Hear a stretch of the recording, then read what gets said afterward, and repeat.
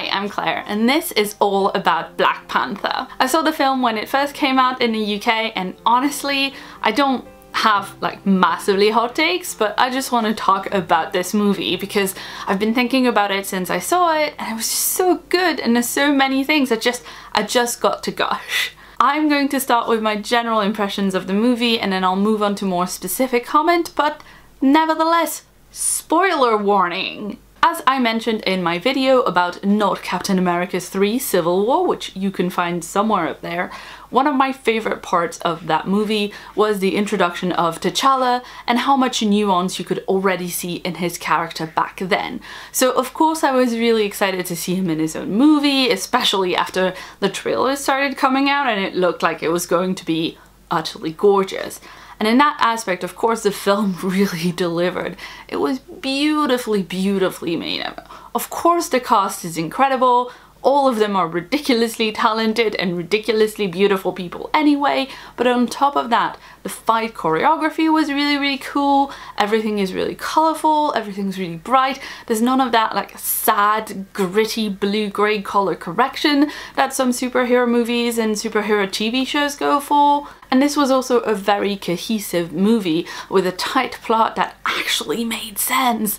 And even though I've got questions and there are things that I wish had been explored more, I still really buy the central conflict of this movie. Now, of course, I love stories about politics, stories that focus on governance and how to organize and how to rule a functioning society, so I knew that I would love the main plot of this movie if it was done right, and it was! Of course, the other side to that coin is that when plots that are all about politics are done badly, it really, really bugs me, as pictured in my Civil War video. The movie also benefits from being a solo Black Panther title and not a crossover event, because it means that even though there's a large ensemble cast, it's a lot more cohesive and there aren't moments that stand out as odd, like the Spidey portion in Civil War, or the Doctor Strange bit in Thor Ragnarok, or even some of the Iron Man bits in Spider-Man Homecoming.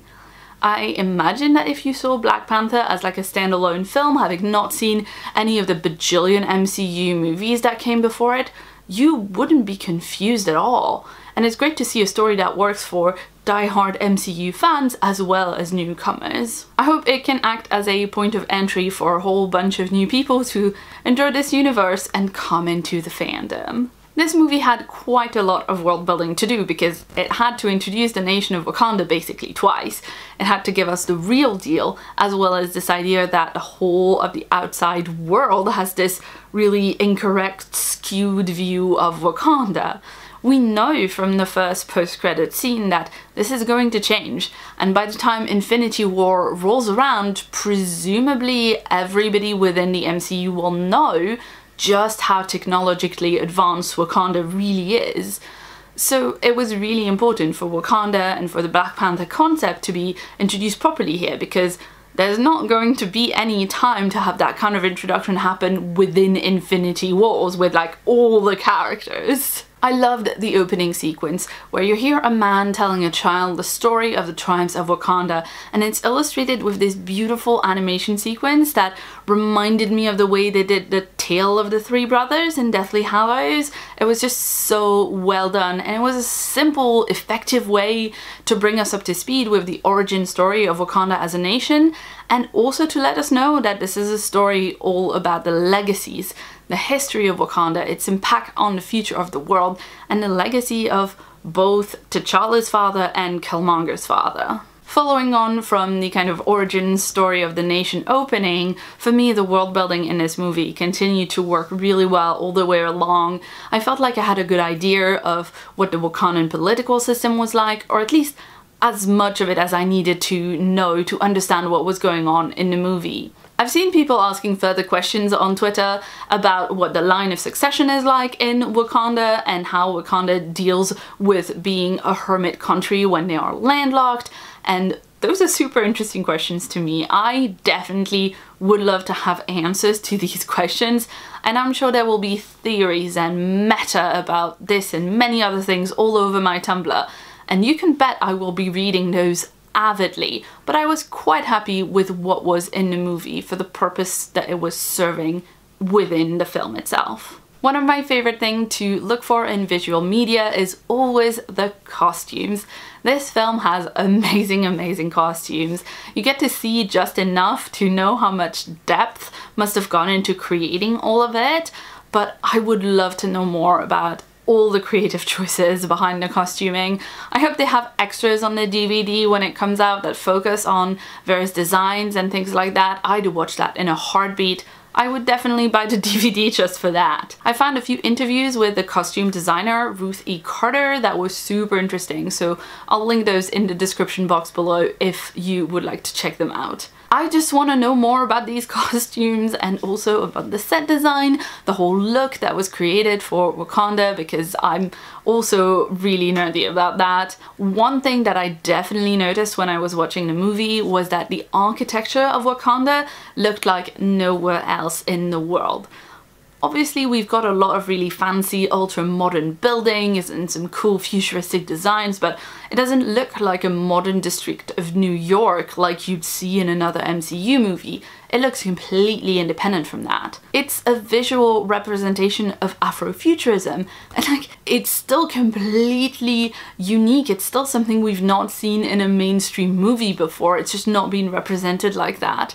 And it really brings it home that Wakanda has developed separately and independently, and seeing an actual visualization of how unique that is, it just underlines how much Wakanda has to potentially lose by opening itself to the world, and how much the entire place could change. And that question of Wakanda revealing itself to the world or not, that's obviously at the center of the story, and to me it's one of the reasons that the movie worked so well. It's just a really good source of conflict. It's a really good basis for the narrative, because there are true pros and cons to each side, and that means characters can disagree in meaningful ways. This is also something that I love about the X-Men franchise, for instance. You don't get a case of this character is right and this character is wrong, so this one's the goodie and this one's the baddie. You get more of like, this character has a point, but this other character also has a point, and it could just meet in the middle. They might be able to sort out their differences, except they really cannot compromise for X and Y reasons, which I personally think creates a lot more drama and makes for way more compelling antagonists. It kind of feels to me like this is what the MCU was trying to do with Civil War, except I didn't find it successful at all in that film, and I've already gone on about that. But I think it worked really well in Black Panther, because you had various characters with different motivations and different opinions. It wasn't just T'Challa versus Killmonger. There were a lot of other smaller conflicts, as well as people on various sides of this question of should we reveal ourselves to the world, and they were there for various reasons, and they got to talk about it. That's one of the reasons I found Nakia's character so compelling. She disagrees with T'Challa about what to ultimately do, but that doesn't mean she's going to automatically be against him, and it doesn't mean she's going to automatically side with Killmonger, because she doesn't quite agree with either of them. She is allowed to have, like, a slightly different opinion that falls somewhere in the middle, and that's so interesting. My biggest issue with the movie was that I would have liked to see more of T'Challa's personality, more of his character. He's really likable and he's really sympathetic, and he's obviously really trying to make the right choices and do the right thing, but I'm not sure that I know him as well as some of the other superheroes in the MCU, or even some of the other characters in this movie. And I want to know him more, because what we see of his character so far is so intriguing. But it's a lot of T'Challa the King and T'Challa the Statesman, and even though we get to see his personality a bit more through his interactions with Nakia and with Shuri, we still see mostly a ruling monarch. Just by virtue of his job, he has to be kind of cool and poised and controlled, and that meant that there were times where I didn't feel like I understood what he was thinking or why he was making specific choices. It's a really interesting juxtaposition to have someone who is both ruling a country and also a superhero. He has to think differently than other heroes in the MCU. You see it really clearly in Civil War, where it seems like he's the only one who thinks before he punches things. And you see it really clearly in Black Panther when he almost loses sight of it because he finally has Claw and Nakia has to remind him the world is watching. So basically I'm super interested in his character and I just want more from his point of view. I definitely want to reread the comics now, but a tie-in novel from his perspective would also be pretty cool, I think, so you can get more of like his inner monologue. Now let's talk about Killmonger's character. I've heard many people call him the best villain in the MCU, and my main problem with that statement is that I don't think the word villain is an appropriate description of that character. He's obviously the antagonist of this movie, and he's obviously a foil for T'Challa, but he's much more nuanced than just a bad guy, which is why he's great in the role. His cause to use Wakandan technology for aid in the rest of the world, that's clearly presented as justified. We know that because Nakia has been arguing for something very similar. His reasons for being angry at the Wakandan crown, they're obvious. We all agree that T'Chaka should not have just left him when he was a child.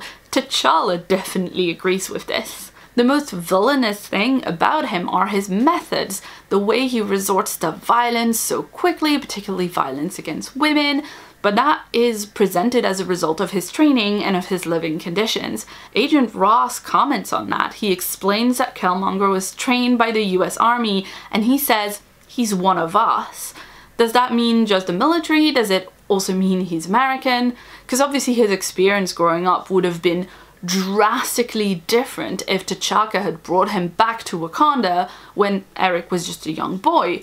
That choice contributes so much to who he becomes. T'Challa knows that Wakanda bears responsibility too for who Eric became.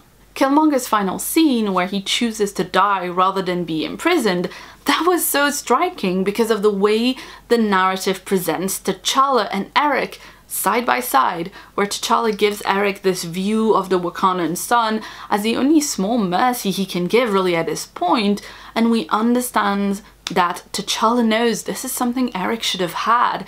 This is something that was taken from him. And the narrative does not pass judgment on Eric's choice or on his reasoning for his choice in that moment. Also, today I just remembered the ending of Civil War, where T'Challa catches Zemo and prevents him from killing himself so that he can face trial for his crimes. Obviously, the similarities between these two endings are quite superficial, because we have two completely different scenarios leading up to them, but I find it interesting to think about these two choices that T'Challa made next to each other.